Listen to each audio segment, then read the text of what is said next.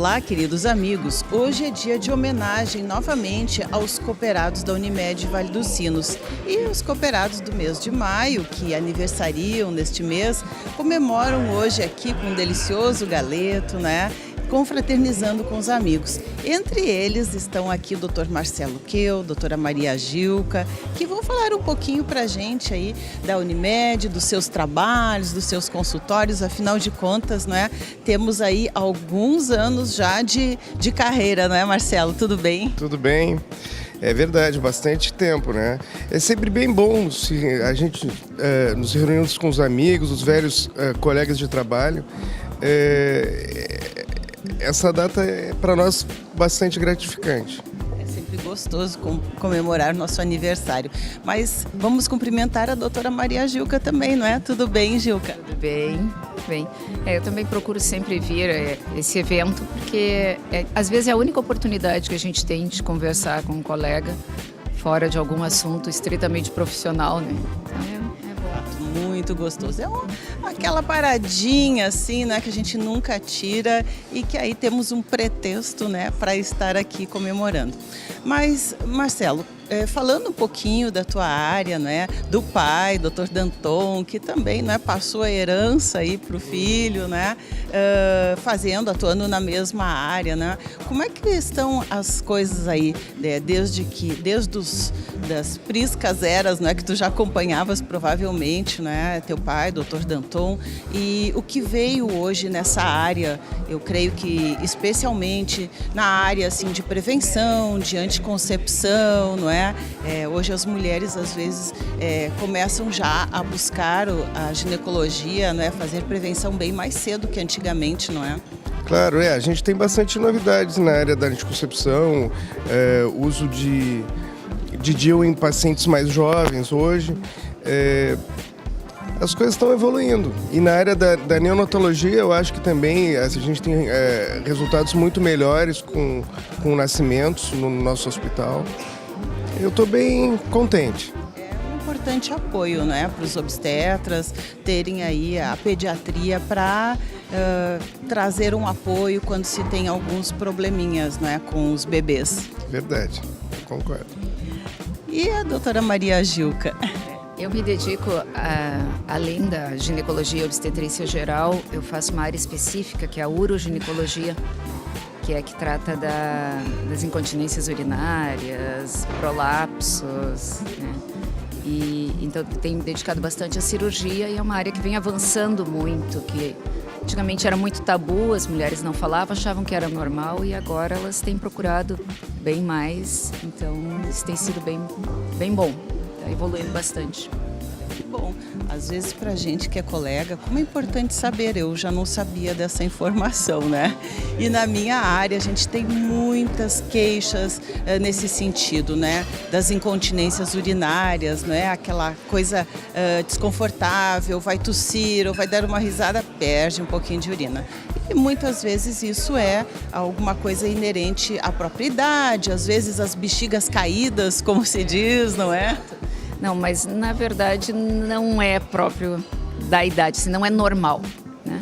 Então a gente tem vários tipos de tratamento hoje em dia para todas as idades, para todas as condições clínicas das pacientes. Dá para fazer bastante coisa para ajudar nesse sentido. Bem, mas em função disso, né, que muitas pacientes não dão muita atenção e levando uma qualidade de vida que poderia ser melhor, achando que realmente, né, até muitas vezes as próprias conhecidas dizem, isso não é nada, não é? Ou como eu disse, o pessoal vem dizendo que é da idade, né? Então não é assim, pessoal. Tem solução, olha, tem aí procedimentos já bem melhores que antigamente não se tinha, não é? E dá para corrigir. Então, doutora Maria Gilca, já descobrimos aí que atua também nessa área. Bom, gente, então só me resta, né, parabenizá-los, desejar um feliz aniversário aí, né, comemorado em grande estilo aqui com os colegas, né? Um espacinho pequeno, aquela horinha, mas que, né, dá para tirar aí para confraternizar. Obrigada, Marcelo, parabéns. Obrigado. E também para ti, Maria Gilca. Muito obrigada.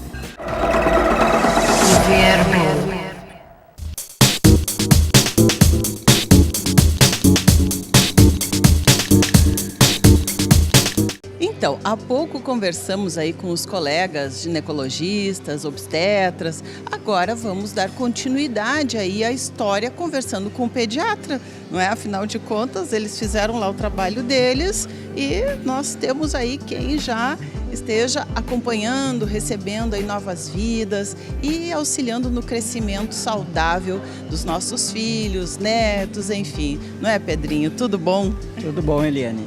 É verdade isso que tu disse. Eu vi tu conversando com os 2 colegas obstetras e eles são que nos entregam depois os nenês. Entrega um pacotinho lá, te vira. É isso mesmo, né? Só que a gente devolve depois para as mamães esses pacotinhos, né? É verdade. Mas olha, na pediatria também, não é? Nós temos bastante coisas boas aí, principalmente no que tange as vacinas hoje, fazendo a prevenção de muitas doenças que antes não tínhamos, né? É verdade. As vacinas cresceram muito, a quantidade de vacinas. Hoje em dia nós temos vacina para meningite, que não se tinha uns anos atrás, e quase todas as meningites bacterianas têm vacinas hoje em dia. Sarampo, rubéola, cachumba estão sob controle no país, graças à vacinação. Tem meningite que se tinha por hemófilos, que não existe mais. Que bom, hein? Oxa, maravilhoso, né? Um sossego para os pais aí já não terem pelo menos algumas coisas para se preocupar. Mas, Pedrinho, na minha área está se começando a fazer muita prevenção, até diria que quase mais, que as pessoas propriamente com doenças mesmo, sequelas, né? Na pediatria também existe essa tendência de fazer mais prevenção com as crianças ou ainda eles veem, provavelmente, né, criança muito mais ainda por causa das doenças, né? Mas existe assim um percentual maior das mães que vêm realmente para acompanhar e fazer a prevenção de doenças nas crianças também? Sim, a prevenção eu acho que faz parte da pediatria mais do que a doença em si. A mãe, desde que a criança nasce, desde os 10 dias, ela faz basicamente a prevenção da doença. E hoje em dia nós, como Unimed, estamos preocupados com a criança obesa, né? E temos até um programa na medicina preventiva que nos leva essa criança obesa para lá para trazer menos problema lá na vida, lá quando tu vai atender esse adulto. Sim, olha só, né? Já nos ajuda, auxilia lá no trabalho, lá diante da geriatria, né? Menos complicações, doenças, né? É mais gratificante realmente quando as pessoas vêm antes de acontecerem as coisas. Há pouco tempo, né, nós estivemos conversando com a esposa aí, doutora Silvana Mestriner, né, que nos falava sobre o problema da obesidade infantil e isso é algo sério, né, que decorre de vários fatores. Então, já no sentido de prevenção, que dicas tu daria para as mamães e até as próprias crianças que muitas vezes estão assistindo o nosso programa para se conscientizarem da necessidade de prevenir isso, de tratar isso, não só por uma questão estética, mas principalmente, sim, pelos problemas de saúde presentes e futuros que vão acontecendo, né? A alimentação saudável, ela não passa pela alimentação industrializada, porque a alimentação industrializada tem muito sódio, ela tem muita gordura transgênica, então isso acaba levando à obesidade infantil hoje em dia. Então, se a família seguissem a orientação dos pediatras, como é para ser, nós teríamos menos doença, menos obesidade, menos crianças já com aumento de colesterol, triglicerídeos, crianças com cálculo de vesícula já sendo mandado com 6, 7 anos para cirurgia. Olha só, nossa, cálculo de vesícula em criança, puxa vida, essa nem eu sabia, viu? Hoje eu estou aprendendo uma porção de coisa aqui com os colegas. Como é bom a gente conversar e trocar informação, né, Pedrinho? Realmente é essencial. Mas uma coisa importante assim em relação à obesidade, eu diria que é a conscientização dos pais. Eu sempre digo para os meus vovôs e vovós lá que as mudanças alimentares começam lá nas compras do supermercado. Porque muitas vezes são os filhos que compram, nesse caso as mães que compram, né, fazem as compras. E se eles não têm em casa, não vão comer. Mas existe uma tendência, devido à vida muito atribulada que se tem, a buscar coisas prontas de fato, nas merendas, nas coisas, porque na pressa, dá menos trabalho, enfim, né? Mas tem que conscientizar que realmente esses alimentos industrializados estão cada vez piores. Até essa questão de será que nós estamos tomando leite de verdade? Será que aquilo é leite? Né?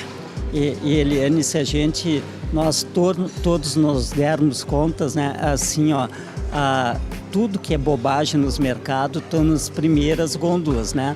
A parte de pão, leite, frutas, verduras são tudo atrás. Então, quando a gente vai no mercado, já comprou o que é essencial lá na frente e depois vai passando com o carrinho e botando tudo quanto é bobagem para dentro, né? E se a criança tá junto, vai aquelas mãozinhas botando bolachinha, salgadinhos, chocolate, por aí afora, né?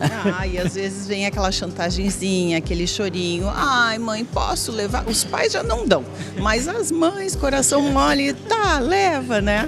Mas eu já comecei a mudar, já estou começando pelas gôndolas do final. Porque a gente também precisa.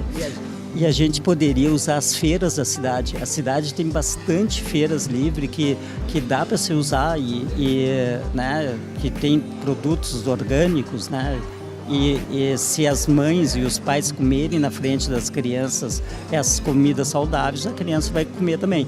Eu sempre falo para os pais assim, dava um filé para um passarinho comer, ele não vai comer. A mãe dele só come alpiste. Ao mesmo dá para um leão comer alpiste, não vai comer. A mãe só come carne. É verdade. Né? E olha, eu vou dar uma dica aí para o pessoal que nos assiste. Isso eu aprendi com a minha filha, hein? Olha só, a gente aprende com os filhos, tem que ter essa comunicação. Porque eles às vezes estão bem mais informados que nós em relação a essas coisas, essa geração saúde que está vindo aí, não é? Eu descobri que as bananas orgânicas custam a metade do preço das bananas normais, não é? Que são aquelas bananas lindas, bonitonas que a gente compra. Elas custam o dobro do preço. E as orgânicas são bonitas também, porém custam a metade do preço e são muito mais gostosas e saudáveis. Gente, você vai estar pagando metade do preço e se alimentando melhor, não é? Eu acho que é uma dica legal aí que eu recebi da minha filha, gostei. Eu também acho, né? É assim, ó, é que aquelas frutas todas brilhosinhas que tem ali, né? Elas certamente têm menos gosto do que a fruta orgânica, né? Então, a feira, eu sempre acho que a feira é um bom lugar para a gente fazer as compras. Né? Ótimo, excelente, tem muita coisa boa mesmo. Bom, Pedrinho, feliz aniversário, 11 de maio aí já comemoraste, né, com a família e agora aqui com os colegas. E é sempre um prazer. Obrigada por estar com a gente aqui no Viver Bem também. Obrigado, Eliane, e obrigado a todos. Viver Bem.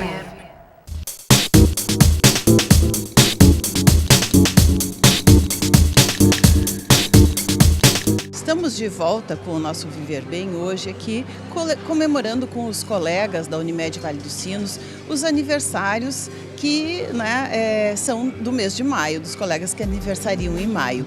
E a gente começou aí com a sequência certa de entrevistas, conversando com 2 ginecologistas e obstetras, depois conversamos com o pediatra, o Dr. Pedro Hugo Fernandes, que nos falava especialmente aí da questão da obesidade infantil, e agora, não é, nós queremos trazer o Dr. Gilberto Cardoso, porque quando tudo falhar na prevenção, você chegou lá na vida adulta gordinho, né?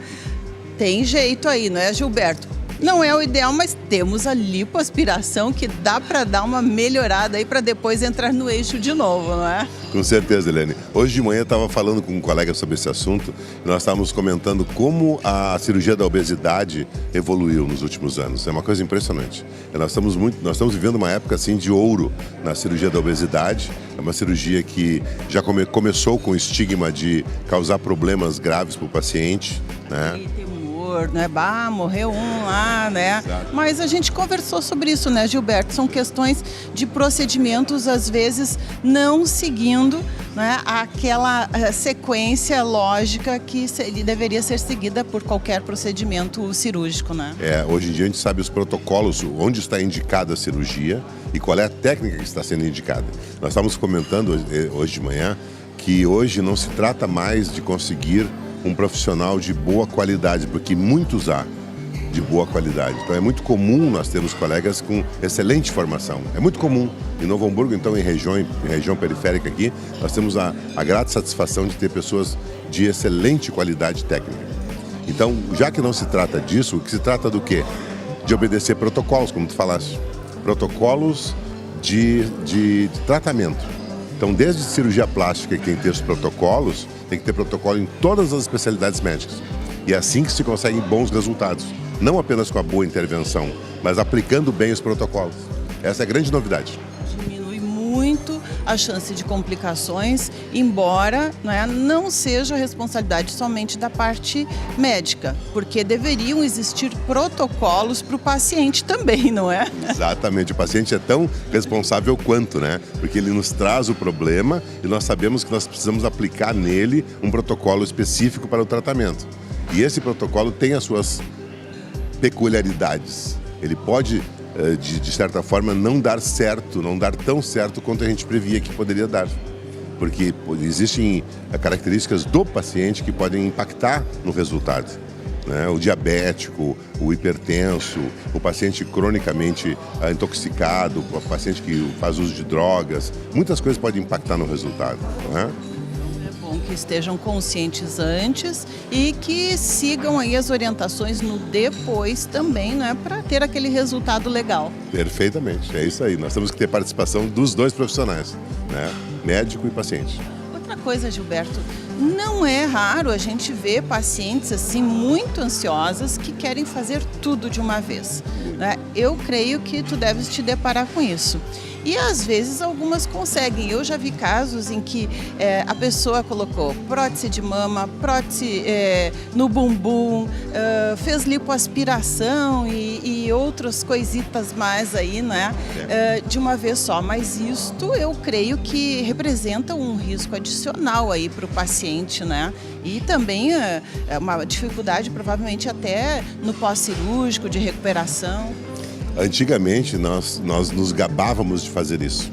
Era impressionante como a gente dizia para o colega assim, olha, eu fiz a semana passada um caso maravilhoso, fiz lipoaspiração, fiz abdômen, geral. Fiz mama, juntei mais 2 colegas, foram 11 horas de cirurgia, 10 horas de cirurgia, era uma coisa assim, era um orgulho que a gente tinha. Isso era um absurdo, não se pode mais fazer isso. Isso, inclusive, está protocolado, né, pela própria Sociedade Brasileira de Cirurgia. Cirurgias de grande porte não podem passar de 4 horas, o máximo 5 horas. Porque, além disso, o paciente corre riscos de trombose venosa, riscos de trombose pulmonar, riscos extras de juntar água nos pulmões, uma série de coisas. Então, a gente sabe hoje em dia que não se deve mais fazer esse tipo de coisa. Conhecimento é tudo, né, na nossa profissão. As coisas vão sendo estudadas, testadas, enfim, para que se possa aplicar da melhor forma e se evoluir. Isso é em todas as áreas, né, Gilberto? Em toda a medicina. Toda a medicina. Eu lembro que há 15 anos atrás, um colega nosso apresentou um caso no Congresso Brasileiro de Cirurgia Plástica dizendo assim, esse é um caso que eu posso apresentar com o rosto e tudo, porque trata-se da minha filha. A minha própria filha, ele operou a filha dele. E ele tirou 15 quilos de lipoaspiração. 15 litros de gordura. Isso jamais se admite uma coisa dessa hoje em dia. Mas ela pesava 130, não importa. Não importa, é um risco adicional. Ela não precisava correr esse risco. E cirurgia de lipoaspiração não se presta para emagrecimento. Cirurgia de lipoaspiração é para gorduras localizadas. E mas não... E quando é assim, no meu caso, que é localizada em todo o corpo? Realmente, eu já ouvi essa indagação, né? Muitas pessoas acham que gordura localizada em todo o corpo a gente poderia fazer de cima para baixo ou de baixo para cima, né? Não é bem assim. A máquina enxuga, né? Enxuga, mas não é bem assim. Fecha a boca depois também, não é? Tem que fechar a boca. Tá certo, querida. Então tá, doutor Gilberto. Em breve quero conversar contigo, mas daí lá no consultório, sobre o último congresso aí, né, de cirurgia plástica. A Jornada Brasileira de Gramado foi muito interessante. Muito interessante. Isso interessa muito, principalmente para as mulheres, saber as novidades aí. Tá bom. Obrigada aí, parabéns aí, não é? Por um aniversário aí do mês de maio, mais um aninho a ser comemorado aí com os colegas. Perfeito, muito obrigado para vocês. Sempre que precisarem, estamos às ordens, tá bom? Obrigada.